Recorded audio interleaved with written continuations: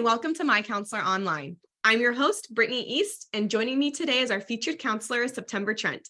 September, before we jump into your very interesting article, can you share a little bit about yourself for those viewers who may not know you yet? Yeah, I'm September Trent, and I've worked for MyCounselor for 10 years, and I really enjoy working with anxiety, depression, self-harm, eating disorders, trauma, affair recovery, and just have really enjoyed the clients that I've been able to work with and help at MyCounselor. Awesome, September. Well, today your article talks about kind of like a mode of therapy that you can find at, other places too, but at MyCounselor.Online. So it's called Attachment Focused EMDR, What to Expect in Your First Session, which I kind of appreciate because that is, for me, it's interesting to learn about and kind of setting someone up what they're walking into. So what inspired you to write this article? Yeah, I just completed a 3-part training in attachment focused EMDR and really enjoyed it and have been incorporating it into my practice with my clients as they've wanted it, or I felt like it's been helpful and they've agreed to it. And so I really wanted to give people an opportunity to learn more about EMDR and if it might be like a good fit for them. No, I love that. So is your article written for people who are already getting counseling, for those who are curious about counseling? Like, what kind of audience did you have in mind? Yeah, the audience that I was thinking of is just people that maybe are interested in doing EMDR. Maybe they've heard about it, they've been referred from like a doctor, they've just been interested in it. Or people just are like, I've heard about this, I wonder what it means. I think those types of people would also enjoy this article as well, just, giving some information about it. Yeah, well, on that point, what is EMDR? Like, what does that even stand for? Yes.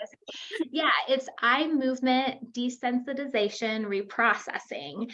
And long term, but what it basically is talking about is that in this mode of therapy, we incorporate or we think about that our trauma, things that have happened to us, are linked to us somatically or physically.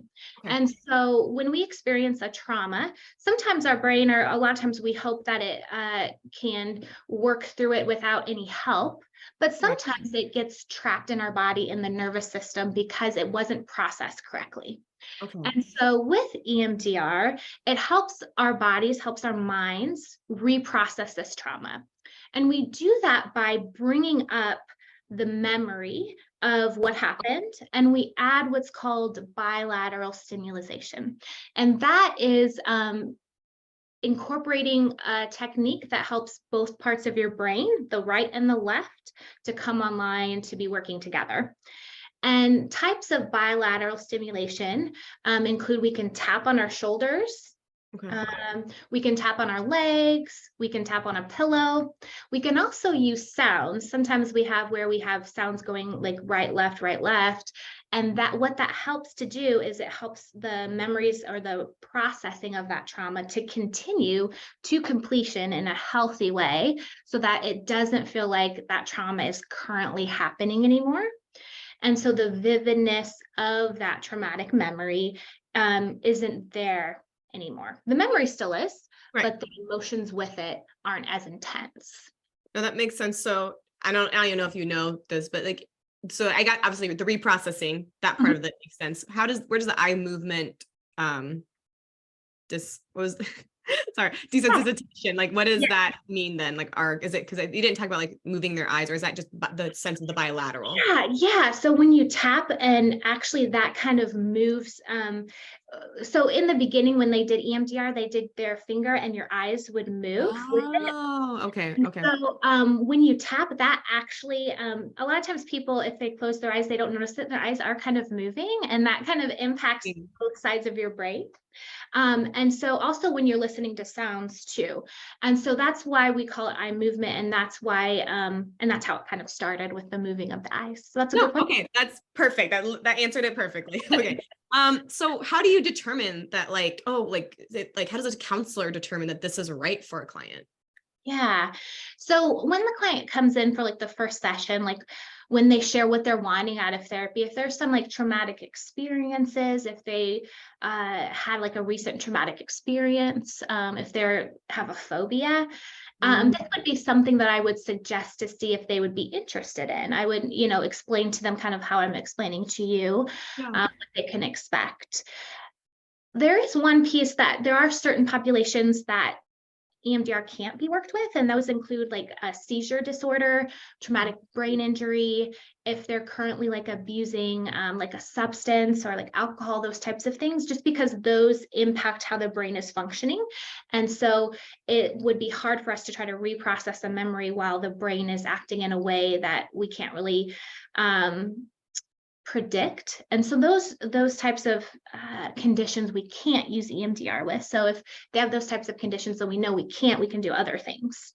Okay, that makes sense. And then, so you talked about your articles, there's EMDR, and there's like almost another layer called attachment focused EMDR. Yeah. So what therapy components are added in if someone does the attachment focused EMDR? Yes, that's a very good question. With attachment focused EMDR, it's 3 parts. And so the first one is what we call resource tapping. And so that includes, before we reprocess the memory, we identify resources that will be helpful to them. If they get stuck in a memory, we kind of let them know you could use this resource. And so the resources that we encourage them to identify are a peaceful place, nurturing figures, protector figures, and wise figures. So we have them identify person or imaginary thing that can be those.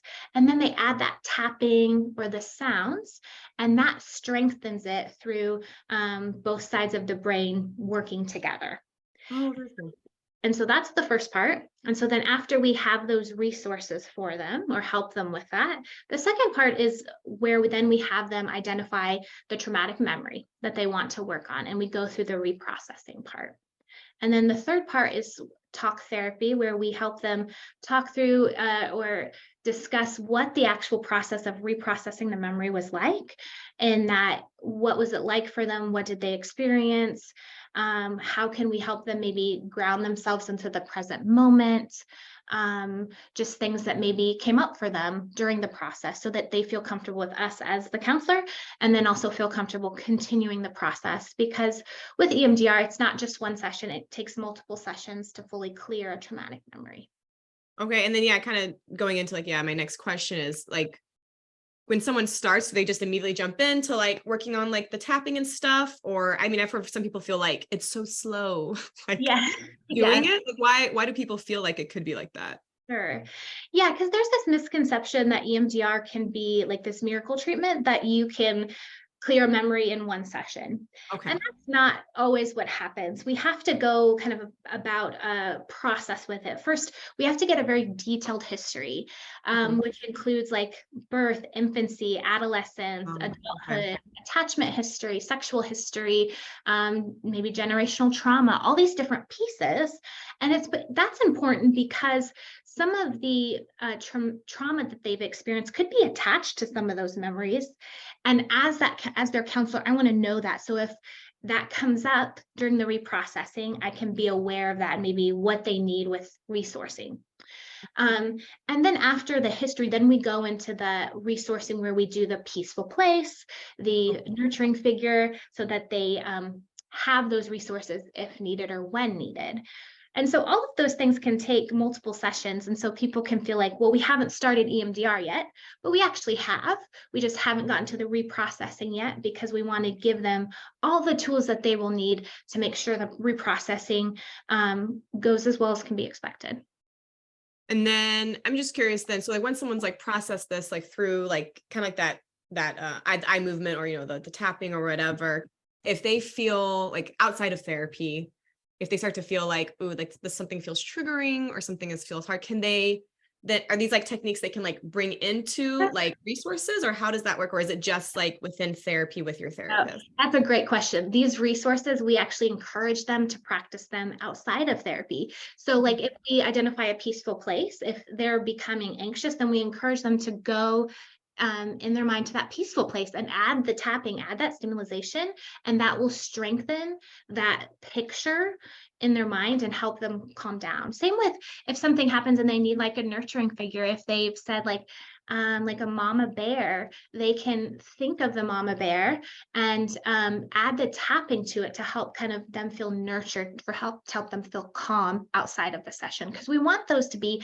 as strong as possible, because when they're reprocessing a memory and maybe they get stuck and they need some help, we will say, like, who can help you with that? And then they might be able to say, oh, the mama bear or my mom, and then go with that. And they'll continue to tap as they reprocess that continued traumatic memory.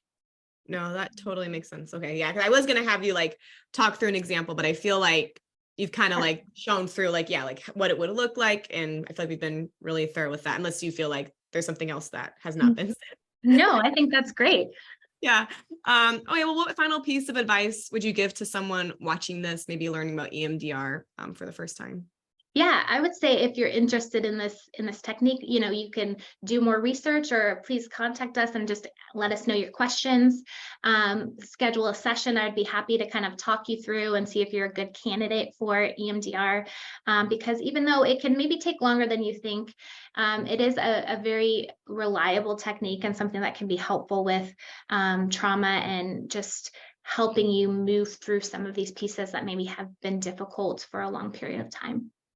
Well, September, thank you so much for taking the time to dive into a new topic that sounds like you were like, your mind was like blown about, brought in. It's really interesting. I love that there's just more and more we can do for people who have experienced traumatic events, and that there's just a lot less destigmatization about all that. So thank you so much for taking the time to do that.